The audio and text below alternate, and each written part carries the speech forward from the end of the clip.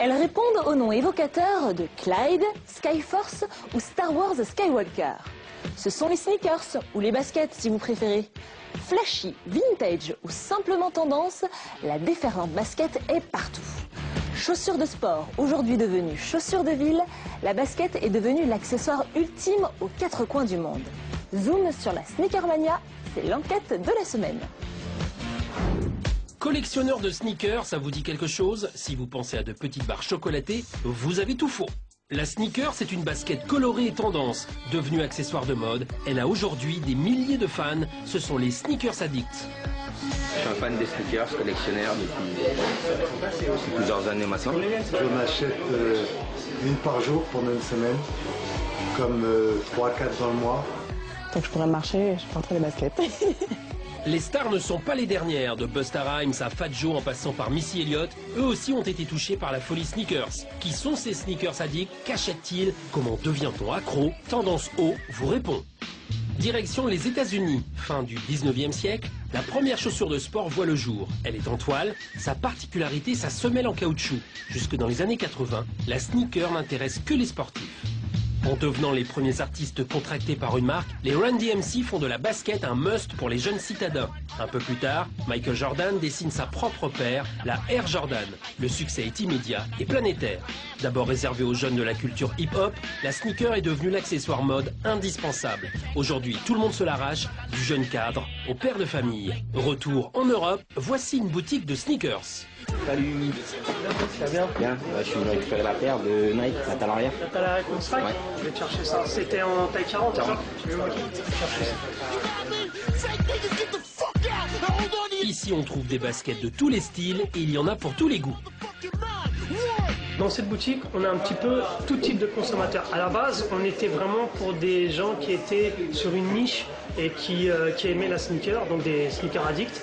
Et au fil du temps, ça s'est un peu démocratisé et on a eu un peu de tout type de clientèle, c'est-à-dire des gens de passage, des gens qui sont attirés par la mode, qui sont attirés par le sport en lui-même. Il y a plusieurs identités de consommateurs. Il y a le sneaker addict, en fait, qui est la version la plus aboutie du consommateur lambda, puisque lui, il sait, connaît le produit, connaît l'histoire du produit, il est capable d'en parler pendant des heures. Et aussi, le consommateur de la hype. Le consommateur de la hype va être dans le produit un peu tendance, donc il va acheter ce qui passe comme étant un accessoire de mode. L'univers de la sneaker suit la tendance, aucun doute. Malik, sneaker addict depuis 15 ans, lui, son style, c'est le rétro. Je suis plutôt fan de ce qui est vintage. Moi, ma période de prédilection, c'est plutôt ce qui est sorti entre 1985 et 1997. En fait, si on veut parler tendance, effectivement, nous, on fonctionne beaucoup avec du rétro. Le rétro, c'est la réédition par les marques d'anciens modèles. Ça ressemble à ça.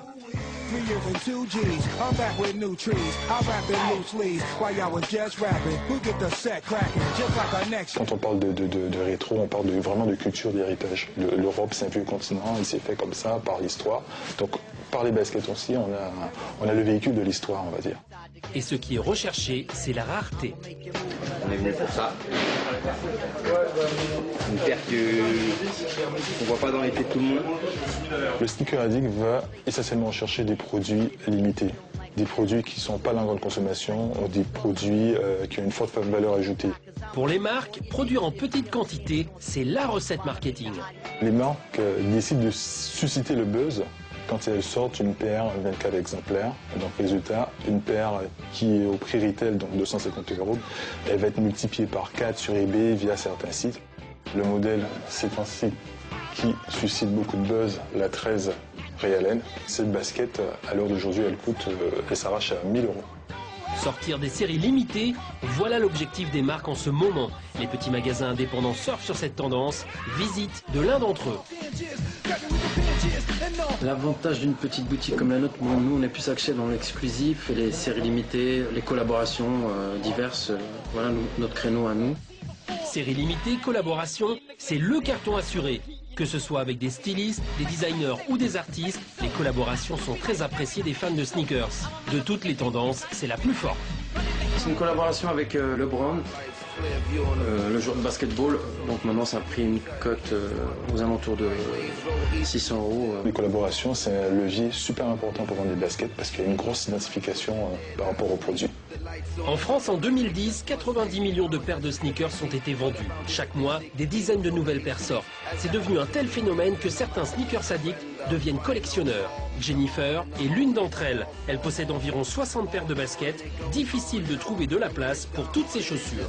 Je suis une passionnée de basket, ça va faire maintenant 5 ans à peu près. C'est depuis que j'ai commencé à être à l'école, que j'étais en alternance, j'ai commencé à toucher un salaire. Une telle passion qu'elle a créé son propre blog. On se refile des bons plans, où on montre nos dernières acquisitions.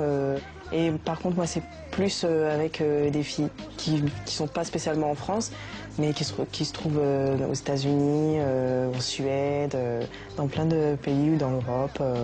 Des sneakers addicts à travers le monde, prêts à passer le flambeau. La relève est assurée.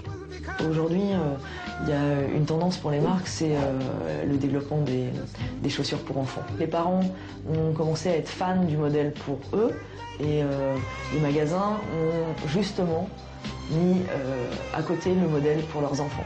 Et du coup, à chaque coup de cœur, ils achètent leur paire et ils achètent la même pour leurs enfants. Et si vous n'avez pas encore d'enfants, voilà qui devrait vous motiver.